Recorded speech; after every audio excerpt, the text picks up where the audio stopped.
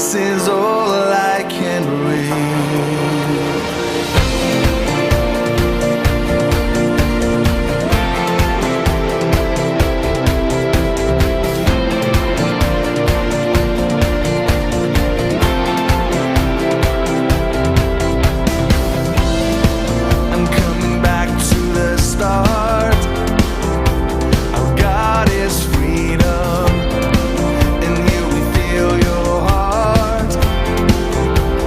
Heart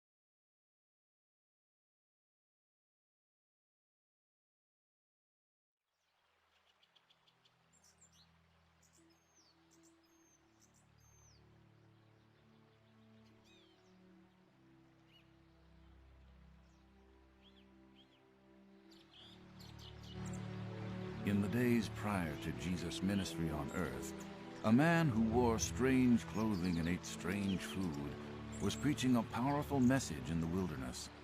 His name was John, and he told crowds of people that the kingdom of heaven was about to appear, and that they should turn from their sins and wash themselves clean through the baptism. His emphasis on baptism earned him the name John the Baptist. As word of John the Baptist's message spread, crowds of people traveled to the Jordan River to confess their sins and be baptized. While many of these people were genuinely sorry for their sins, there were those who came only for show. These religious leaders, called Pharisees, came to be seen by the people, not because they wanted to be closer to God. John the Baptist warned them that God would not be fooled by impostors, and that only those with genuine faith would be received. John's warning to the Pharisees continued as he began to describe a very special man who would come after him. This man would be so great that John wouldn't even be worthy to touch his sandals. This man would baptize with the Holy Spirit and with fire. This great man John described would be the promised Messiah. As John the Baptist continued to baptize people in the Jordan River, many wondered about the man he had spoken of to the Pharisees. One day, a man from the town of Galilee came to be baptized. John the Baptist immediately knew who this man was. He was Jesus, the promised Messiah that John had told the Pharisees about. John was filled with awe and a bit of confusion. As Jesus approached, John the Baptist couldn't believe that Jesus would wade into the water with him. John, filled with confusion, asked Jesus, "Why are you doing this? I am the one who needs to be baptized by you, and yet you want me to baptize you?"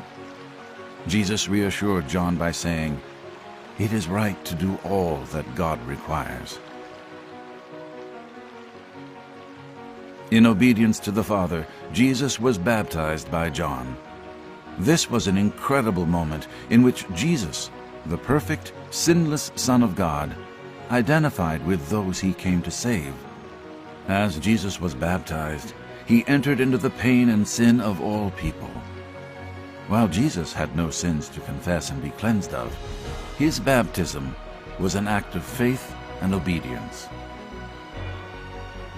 As Jesus rose up out of the water, the heavens opened above him, and the Holy Spirit descended from heaven in the form of a dove that came to rest upon Jesus.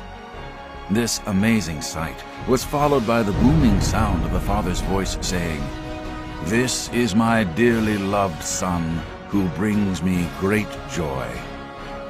Jesus' baptism serves as an example for us to follow.